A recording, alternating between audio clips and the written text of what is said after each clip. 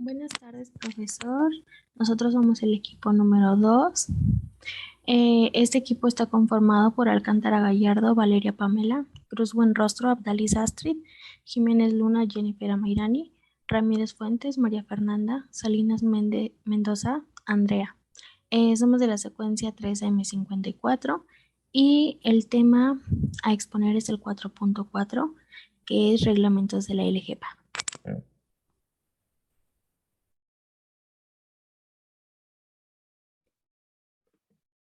Bueno, pues mi nombre es Jennifer Jiménez y yo voy a comenzar.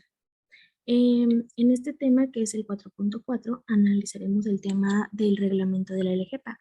Este tiene por objeto reglamentar la Ley General del Equilibrio Ecológico y la protección al ambiente. Eh, este reglamento cuenta con 7 como subreglamentos que fueron expedidos por el presidente de la República en su carácter del titular del Poder Ejecutivo Federal. Los reglamentos son reglamento en materia de evaluación del impacto ambiental, reglamento en materia de residuos peligrosos, reglamento en materia de prevención y control de la contaminación de la atmósfera, reglamento para la protección del ambiente contra la contaminación originada por la emisión de ruido, reglamento en materia de auditoría ambiental, reglamento en materia de áreas naturales protegidas y por último, el reglamento en materia de ordenamiento ecológico. Bueno, vamos a empezar con la Constitución Política de los Estados Unidos Mexicanos. El primero que tenemos es el artículo cuarto, que bueno, pues aquí tenemos algunos puntos importantes que toca este artículo, que son puros derechos. La mujer y el hombre son iguales ante la ley, derecho a decidir de manera libre, derecho a la alimentación nutritiva, suficiente y de calidad, que toda persona tiene derecho a la protección de la salud, derecho a un medio ambiente sano, derecho al acceso, disposición y saneamiento de agua para su consumo personal y doméstico. Em, los niños y niñas tienen derecho a la satisfacción de sus necesidades, derecho al acceso a la cultura y al disfrute de los bienes y servicios que presta el Estado, derecho a la cultura física y a la práctica del deporte, derecho a disfrutar de una vivienda digna, derecho a la identidad y a ser registrado de manera inmediata a su nacimiento. Pues bueno, en general, este artículo nos habla sobre la protección de diversos derechos humanos, en los cuales pues entran los derechos económicos, sociales y culturales, que estos son caracterizados por exigir al Estado recursos públicos para que estos puedan garantizar su protección con base al principio de la solidaridad. Bueno, como segundo tenemos el artículo octavo. Pues algunos puntos importantes que toca este artículo es el derecho de petición y los requisitos para este, la obligación del Estado de responder a las solicitudes que dirijan los ciudadanos. Bueno, pues este artículo nos habla que el derecho de petición es una facultad que tiene toda persona para dirigirse a cualquier autoridad pública para solicitar información, demandar su intervención o la prestación de algún servicio o trámite que pues esté a cargo de la autoridad. Mm, Este artículo también nos habla del derecho que tiene cualquier persona para recibir una respuesta a cualquier petición, em, para recibir una respuesta a cualquier petición o, o solicitud que haga a una autoridad pública, sin que necesariamente pues implique una respuesta favorable a la petición que esta persona haga. Los requisitos para poder llevar a cabo este derecho es que pues la petición de la persona se haga de forma escrita, que sea respetuosa y pacífica. Y bueno, pues como último requisito nos piden dejar el domicilio de esta persona física para que le pueda llegar la notificación de su respuesta a dicha petición que ha hecho. Artículo 25. Algunos puntos de los que habla este artículo son la Rectoría Económica del Estado para garantizar que el desarrollo económico del país sea integral, la responsabilidad del Estado en la conducción de la economía nacional, participación estatal en las áreas estratégicas y prioritarias. Pues este artículo nos garantiza que el desarrollo económico del país será integral, es decir, pues que abarque no solo los aspectos económicos, sino que también va a abarcar los aspectos sociales y culturales y que fortalezca la soberanía de la nación y su régimen democrático, que pues como se sabe es que el pueblo participe en las decisiones del gobierno, que por medio de sus representantes para que se tome decisiones que pues permita la libertad y la dignidad de los individuos, de los grupos y de las clases sociales. También establece que el desarrollo económico se va a lograr mediante el fomento del crecimiento económico y el empleo, así como de una justa distribución del ingreso y de la riqueza. De igual modo, pues se establece un sistema de economía mixta en el cual la rectoría económica va a corresponder al Estado y las actividades económicas y productivas pues se realizarán en los sectores mm, público, social y privado.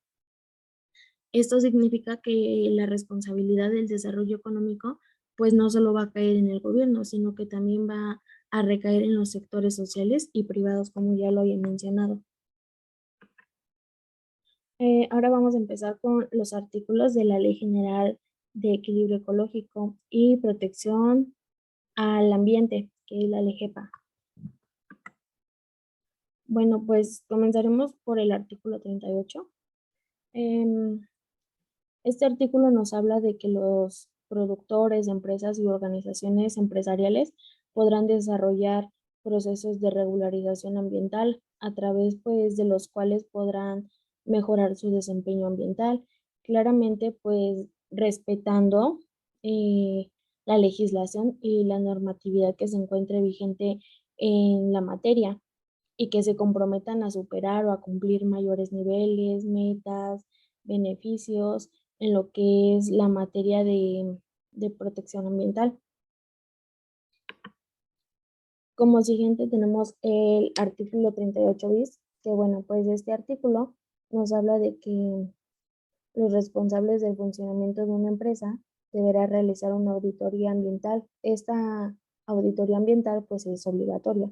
Es como un examen metodológico de sus operaciones con respecto a la contaminación y al riesgo que generan, así como el grado de cumplimiento de la normatividad ambiental y de los parámetros internacionales y de buenas prácticas de operaciones e ingeniería aplicables.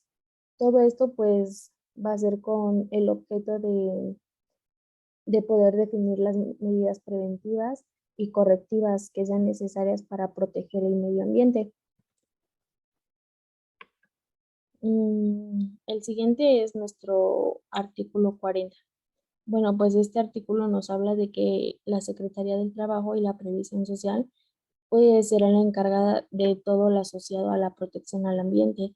En todo esto entrarán lo que son las capacitaciones, el poder preservar y restaurar el ambiente, así como también la creación de programas con contenido sobre la ecología, la seguridad y la higiene. El artículo 41. Bueno, pues este artículo nos habla de que el gobierno federal, las entidades federativas y los municipios van a ser los encargados de poder fomentar a la sociedad, eh, pues, investigaciones y programas con la ayuda de convenios con asociaciones especializadas. Em, Esto va a ser todo inclinado con el tema de la contaminación, en donde se van a tocar temas como el cómo poder prevenirla y controlarla. Otro punto importante o de relevancia que se planea batir en todo esto es el que las personas sepan sacar el mejor provecho de todos los recursos existentes. El artículo 155. Bueno, pues este artículo en general nos habla que hay ciertos límites máximos que va a establecer la NOM para lo que es el ruido, las vibraciones, la energía térmica, la luz intrusa, la contaminación visual. Todo esto, pues, como yo lo dije, se va a establecer de acuerdo a los niveles de concentración que sean permitidos para el humano. Y cuando esos límites pues sean rebasados, van a quedar prohibidos y se van a llevar ciertas sanciones. También nos habla de que en construcción de obra o instalaciones que emitan cualquier tipo de luz, energía, ruido y sonido, pues deberán contar con sus acciones de prevención y de corrección para poder evitar el daño al ambiente. En nuestro artículo 156, pues este artículo nos habla sobre los principios para poder prevenir y controlar la contaminación de ruido, vibraciones, cualquier tipo de energía, luz, radiación, olores. Todo esto pues fijando sus límites de emisión de cada uno de estos que ya les mencioné.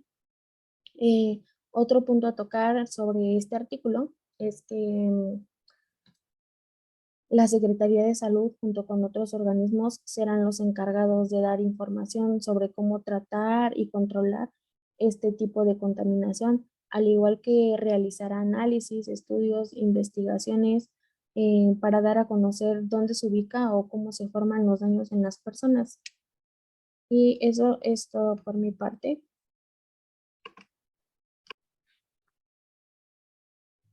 Hola, ¿qué tal? Mi nombre es Aptalis Cruz Buenrostro y continuaremos con el reglamento de la Ley General del Equilibrio Ecológico y Protección al Ambiente.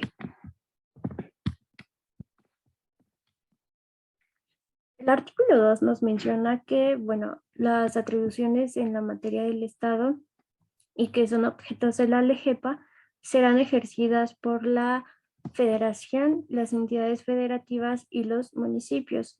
El artículo 10 nos indica que son responsables del cumplimiento de las disposiciones de este reglamento las personas físicas o morales, privadas o públicas, que pretendan o que realicen actividades por las cuales se dispersen a la atmósfera olores, gases o partículas sólidas o líquidas.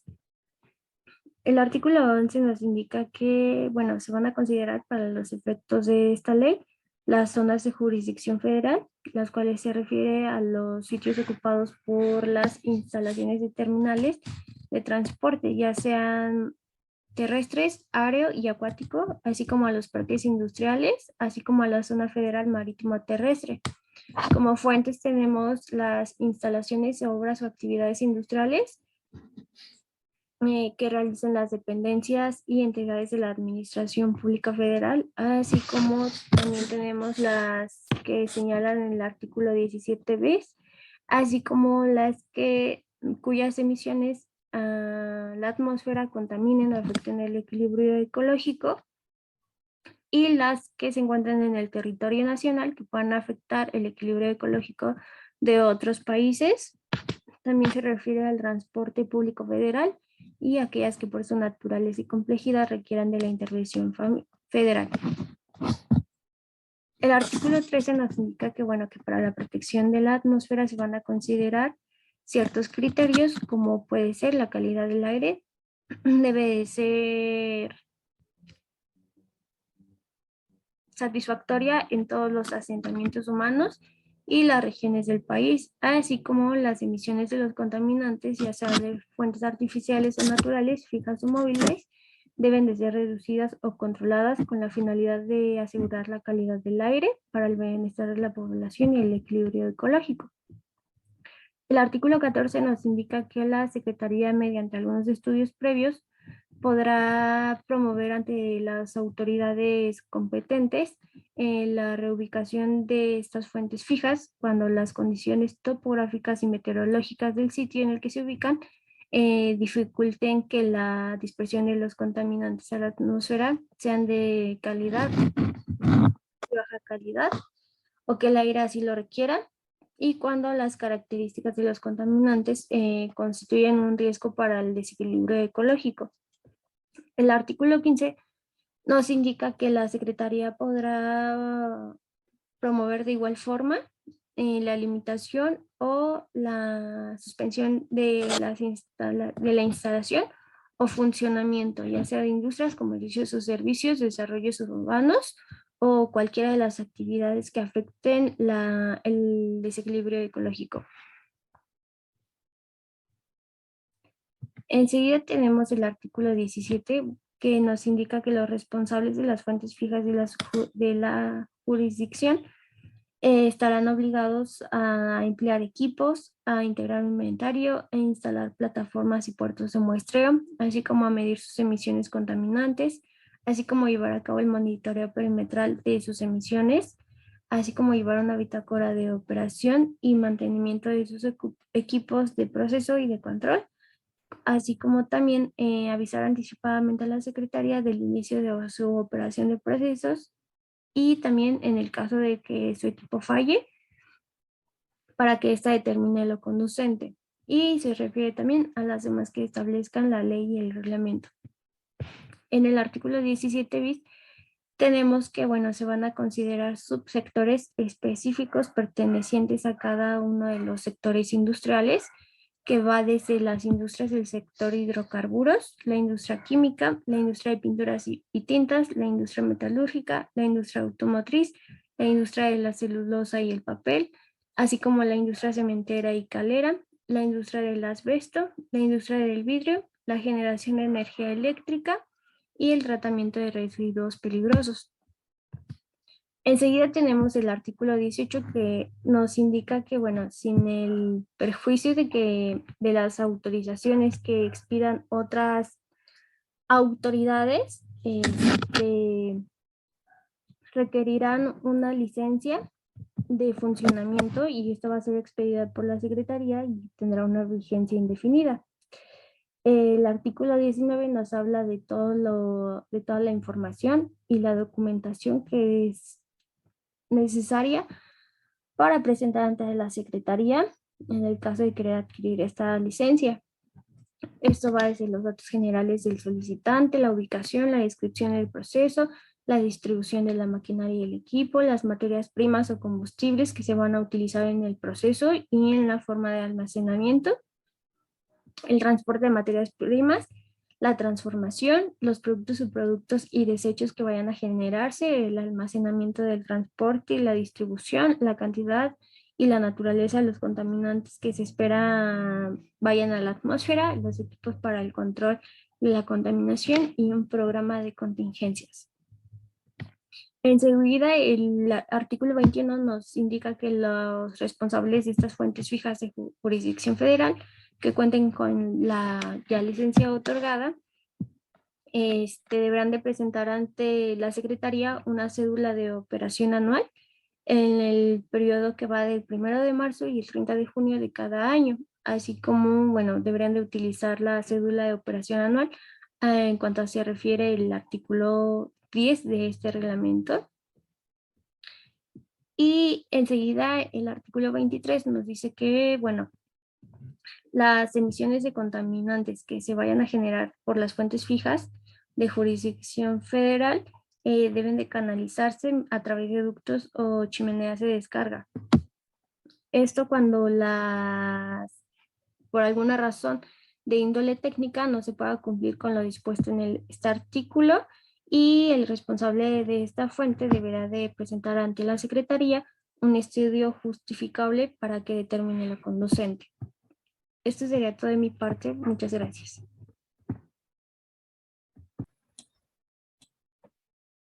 ¿Qué tal? Yo soy Alcántara Gallardo Valeria Pamela y voy a continuar con el capítulo 2. Vamos a hablar del artículo 24, en donde nos dice que los ductos y las chimeneas deben de cumplir con la altura necesaria de acuerdo con la norma que le corresponde. El artículo 25 nos habla de las mediciones, de las emisiones de los contaminantes que le provocan un daño a la atmósfera. Nos dice también que para evaluar la emisión total de contaminantes de una fuente que sea múltiple, se van a tener que sumar las emisiones individuales de las chimeneas existentes. El artículo 26 nos habla de que los responsables de fuentes fijas deben de conservar en condiciones de seguridad dichas plataformas, puertos de muestreo y mantener bien calibrados los equipos con los que vayan a medir dichos contaminantes. El artículo 27 nos habla acerca de cuáles son las excepciones o más bien cómo se va a permitir la combustión a cielo abierto en alguna zona específica. Para obtener este dicho permiso o para poder hacerlo, se requiere primero tener un croquis de la localización, indicando los lugares precisos en donde se van a realizar combustiones, así como también las construcciones que colinden con dicha localización, las cuales deben de ser muy cercanas o las más próximas, y cuáles son las condiciones de seguridad que se tienen en el lugar donde se van a efectuar estas combustiones. El segundo, eh, mm, el segundo requisito nos habla acerca del programa calendarizado, en el que se va a precisar la fecha y los horarios en los que van a tener lugar dicho evento o dichas combustiones. En este caso también se tiene que especificar cuáles son los tipos y cantidades de combustibles que se van a incinerar. Y la Secretaría va a poder suspender de manera temporal o definitiva dicho permiso a pesar de su trámite, eh, si es que se presenta alguna contingencia ambiental en la zona en la que se solicita hacer este tipo de combustión. Nos vamos a pasar al capítulo 3, en donde nos dice que es de la emisión de contaminantes a la atmósfera generada por fuentes móviles. En este caso, el artículo 36 nos habla de que la Secretaría va a poder promover ante la Secretaría de Comunicaciones y Transportes una suspensión o en su caso la cancelación del permiso para quienes no cumplan con las normas ambientales o quienes violen las disposiciones del reglamento aquí presente. El artículo 37 nos dice que los interesados en obtener la autorización de la Secretaría de Comunicaciones y Transportes para establecer y operar centros de verificación, lo que requieren es primero que esta persona tenga su nombre, obviamente, la razón social, el domicilio de la persona que está solicitando abrir un centro de verificación. Nos dice que también otro de los requisitos es los documentos que acrediten su capacidad tanto técnica como económica, la ubicación en donde va a tener dicho centro, con el fin de que éste no provoque algún problema en la vialidad, la infraestructura y el equipo que va a emplear para llevar a cabo dicha verificación, la descripción del procedimiento de verificación y los extras que quiera agregar la Secretaría o más bien que sean requeridos por la misma.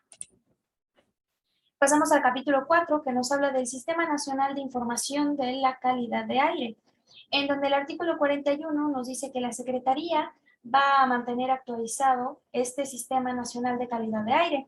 ¿Cómo se integra este sistema? Bueno, pues se obtienen los siguientes datos. En este caso es el monitoreo atmosférico que llevan a cabo las autoridades dentro del Distrito Federal o de la Ciudad de México, así como en sus diferentes estados y municipios que lo conformen.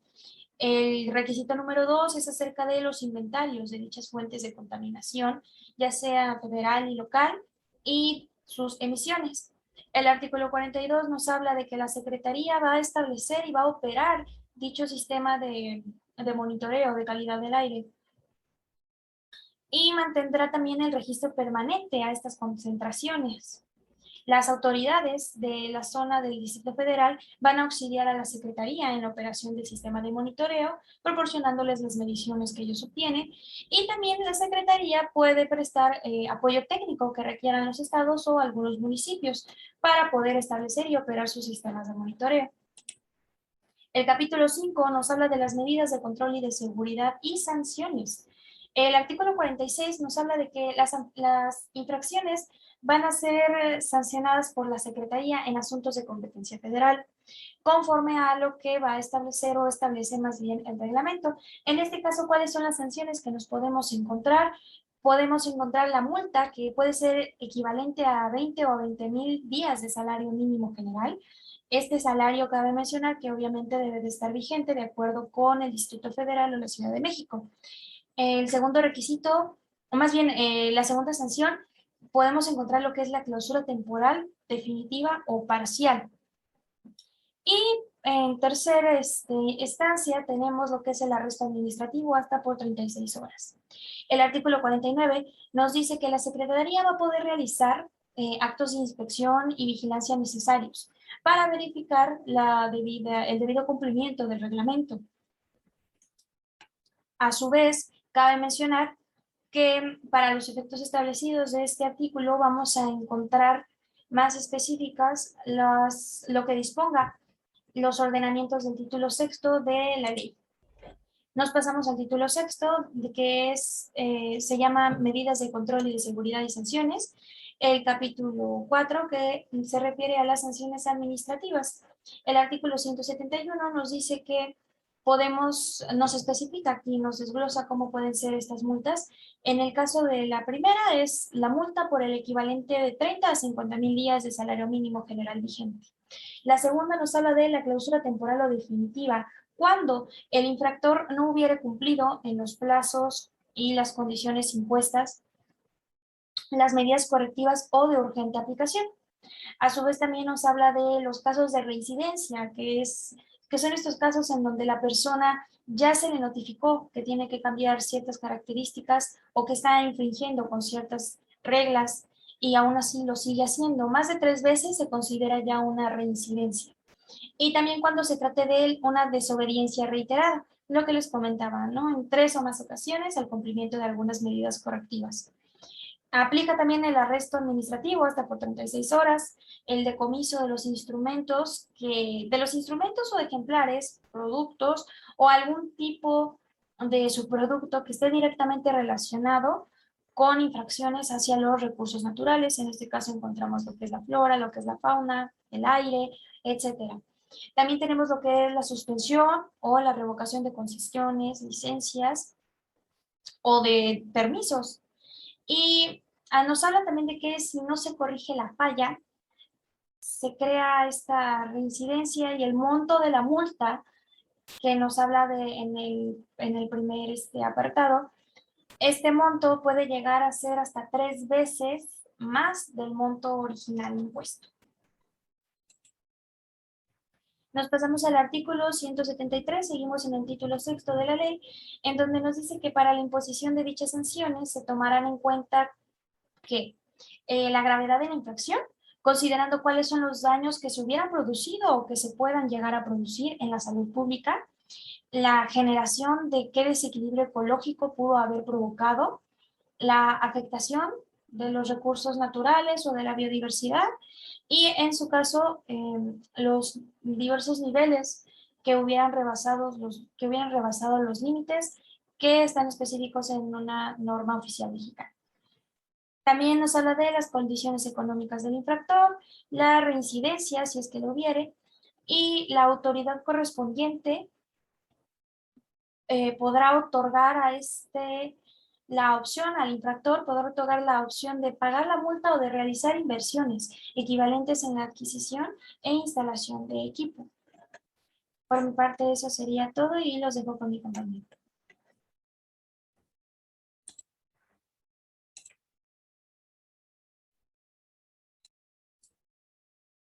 Hola, buenas tardes. Yo soy Ramírez Fernanda y les voy a hablar sobre las normas mexicanas del Semarnat.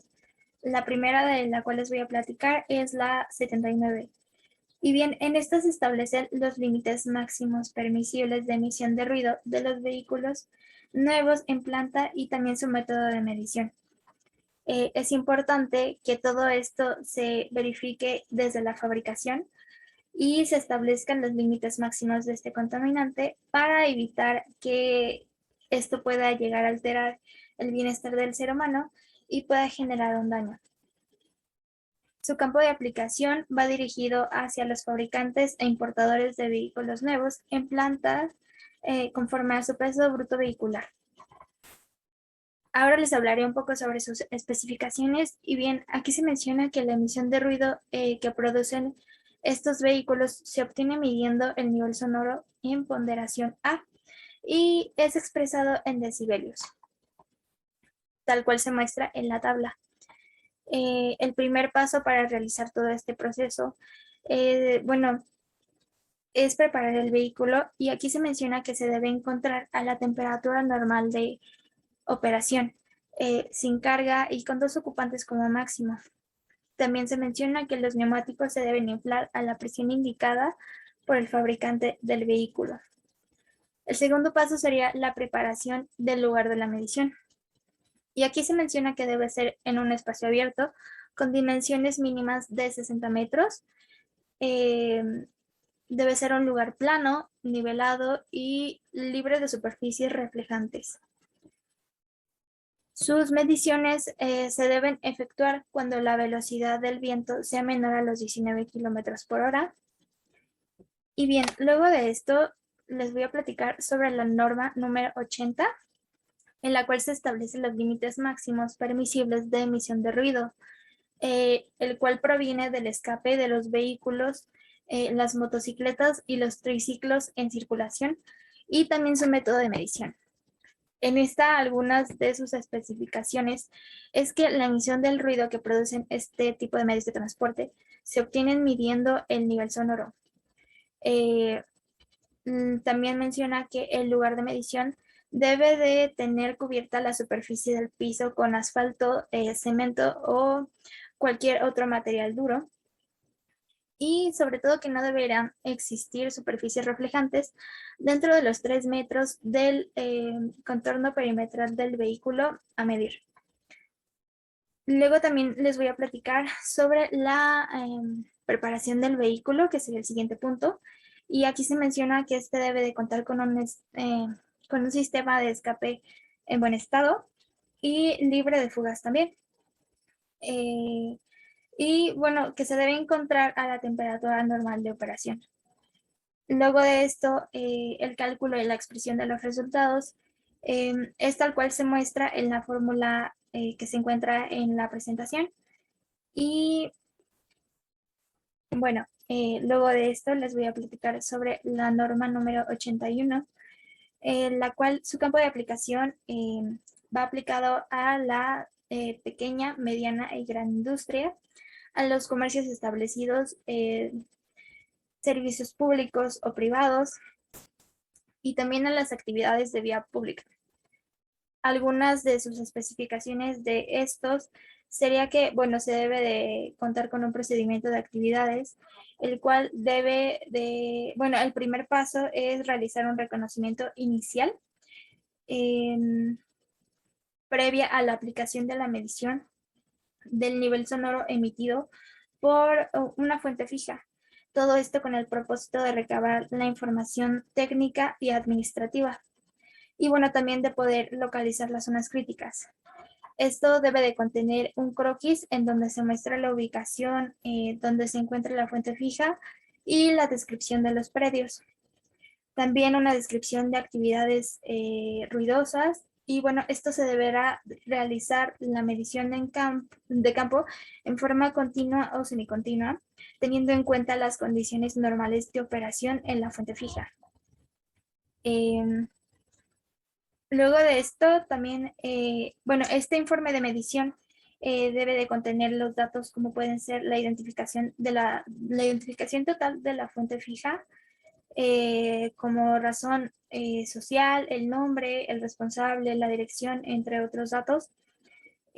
También debe de contener la ubicación de la fuente fija, y en esta debe de incluir el croquis y la descripción de los predios, el tipo de medición que se realiza, ya sea continua o semicontinua, y el equipo empleado, y este debe de incluir las marcas y los números de serie, los nombres completos de las personas que realizaron la medición, entre otros datos. Y por último les voy a hablar sobre la norma número 82, la cual establece los límites máximos permisibles de emisión de ruido en las motocicletas y los triciclos nuevos en planta y su método de medición. En esta, su campo de aplicación es obligatoria para los fabricantes e importadores de estos medios de transporte, y pueden ser de 2 y 4 tiempos nuevos en planta, conforme a su potencia en centímetros cúbicos. Luego de esto pasamos a la preparación del vehículo, en donde se menciona que los neumáticos se deben inflar a la presión indicada por el fabricante del vehículo. También que este se debe encontrar a una temperatura normal de operación, y que deben ser aprobados únicamente con el operador sobre el medio de transporte. Luego pasamos al procedimiento de medición, y bueno, aquí se especifica que se deben evitar que las ruedas se patinen. En las mediciones se menciona que se deben efectuar únicamente cuando la velocidad del viento sea menor a los 19 kilómetros por hora y cuando menos 4 mediciones de cada lado del medio de transporte o del lado donde se obtenga la mayor lectura. Luego de esto, vamos a platicar un poco sobre el cálculo y la expresión de los resultados, en el cual se menciona que en el caso de existir picos debido a niveles sonoros ambientales, se debe repetir la medición. Y también se menciona que el nivel sonoro de cada lado del vehículo debe ser el promedio de las dos lecturas más altas y que esto no debe diferir a más de 2 decibelios. Por último, se menciona que el nivel sonoro del escape del vehículo es igual al primer nivel mayor y esto se suma al segundo nivel mayor. Y eso sería todo por mi parte.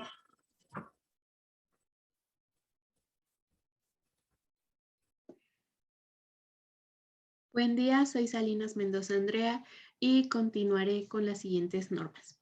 Con la norma mexicana AA040 de 1974, clasificación de ruidos. Bueno, en esta norma pues nos establecen la clasificación de ruido. Se clasifica pues para establecer una diferencia en la forma de energía acústica, para así poder simplificar los métodos de medición y control para la contaminación ambiental. Se clasifica según su distribución de energía acústica por tiempo y componentes. Según la clasificación por tiempo, se puede clasificar en estable o inestable. Esta, pues, según su presión acústica, ya sea de más o menos 2 decibeles, puede ser sostenido, intermitente o impulsar. Esto según el tiempo de segundos y las pausas que tenga.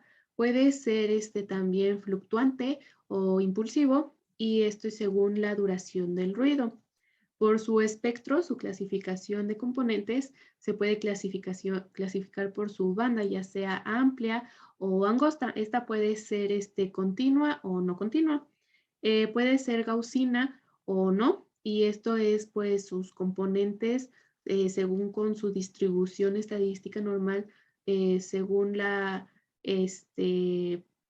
presión, frecuencia que se tenga.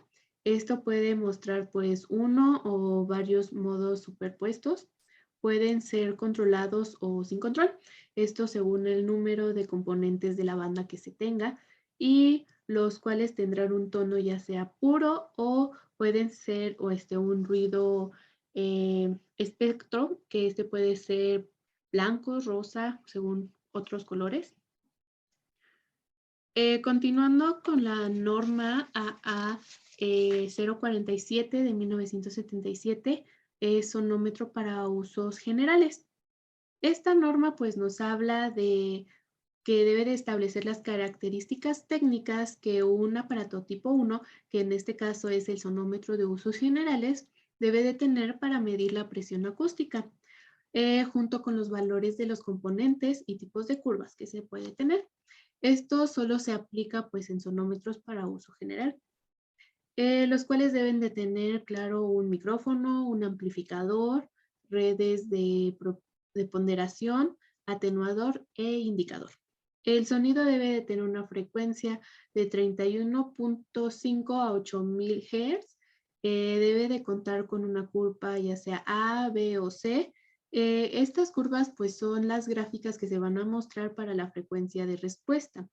Esto se debe de calibrar para una frecuencia de 31.5 a 8000 Hz. Se debe de medir en ángulos de 0, 30, 60, 90, 120, 150 y por último 180 grados para obtener los valores y meterlos a una fórmula y sacar los resultados. Y por último, se debe de especificar el nombre, este es sonómetro para usos generales, y las especificaciones técnicas que se le deben de colocar según su fabricante. Continuando con la norma mexicana AA059 de 1978, sonómetro de precisión. Bueno, en esta norma nos establecen las características técnicas que debe de tener todo aparato de nivel de precisión acústica, en este caso el sonómetro de precisión. Este debe de emplear una variedad de sonidos con condiciones diferentes de una o más fuentes. Esto debe de tener también, al igual que el otro sonómetro, un micrófono, un amplificador, redes de ponderación, atenuador e indicador. A diferencia del otro, este debe de abarcar de 10 a 20,000 Hz, debe de cumplir cualquiera de las curvas, ya sea A, B o C, debe de cumplir con un rango de tolerancia según la norma. En una tabla se especifica qué porcentaje de tolerancia se le permite. Y por último, su calibración se debe de calibrar en una frecuencia de 20 a 12,500 Hz en un campo con ondas progresivas, y se debe de ajustar en campo libre en ángulos igual que el anterior, en 0, 30, 60, 90, 120, 150 y 180 grados. Y también se deben de llevar a una fórmula que se especifica en la norma para poder tener valores y poderlos marcar. Se debe de marcar también su nombre como sonómetro de precisión, y deben de especificarse las especificaciones técnicas de este aparato según el fabricante. Y por último, se tiene la norma mexicana AA062 de 1974, que se llama Determinación de Niveles de Ruido Ambiental. Y pues esta norma nos establece los procedimientos de campo para determinar el ruido por tiempo y condiciones diversas según un modelo de simulación. Estos modelos se establecen solo en caso de que se requieran para un trabajo de monitoreo de ruido, y pues el método de prueba consiste en que se debe de estimar pues la variabilidad de 4 dimensiones de energía acústica. Esto puede ser por integración continua o discreta en un tiempo ya sea de aproximadamente 24 horas, 7 días, 30 días o X años, según sus consecuencias comunitarias, ya sea por efecto o causas. Y pues esto determinará el nivel de contaminación sonoro y el nivel de ruido por tránsito. Para medir el ruido continuo se puede utilizar pues un equipo básico, un equipo básico y específico. Y pues el procedimiento para esto pues debe de levantarse un croquis del área, dividir la zona total. Luego se debe pues de elegir un periodo de integración de medición, como se va a medir, y dividir el periodo de integración. Luego se va a llevar a cabo la elección del método que se empleará, pues luego se llevará la medición correspondiente, y por último se debe de calibrar el equipo según las normas y las especificaciones técnicas. Como siguiente se debe de expresar los resultados. Esto equivale a que se deben de sacar los cálculos del nivel equivalente, deben de determinar el tiempo y área, determinar el cociente, así como la determinación de valores, pues hacer los cálculos correspondientes e indicar el nivel que se obtuvo, ¿no? Y como por último se debe de llevar el informe de prueba. Esto corresponde a que debe de tener un propósito de la prueba, el croquis en el que se empleó, en el que se basó, tipo de medición realizada, el equipo que se empleó, ya sea básico, periférico o sofisticado, los responsables que llevaron a cabo la medición, así como las fechas, también las eventualidades que se llegaron a describir, los valores del equipo equivalente y los valores de determinación, y por último se debe de especificar qué método de evaluación se empleó. Para terminar, pues podemos concluir que pues la legislación para el cuidado al ambiente en materia de contaminación a la atmósfera es extensa. por lo que se especifica en el reglamento de la LEGEPA en materia de prevención y control de la contaminación, decreta que se debe de establecer criterios para la prevención, preservación, control y restauración del cuidado y protección al ambiente, así como la expedición de normas para especificar los objetivos del cuidado al ambiente, como son las normas oficiales mexicanas emitidas por la Semarnat o las normas mexicanas en la rama de protección ambiental. Muchas gracias por su atención.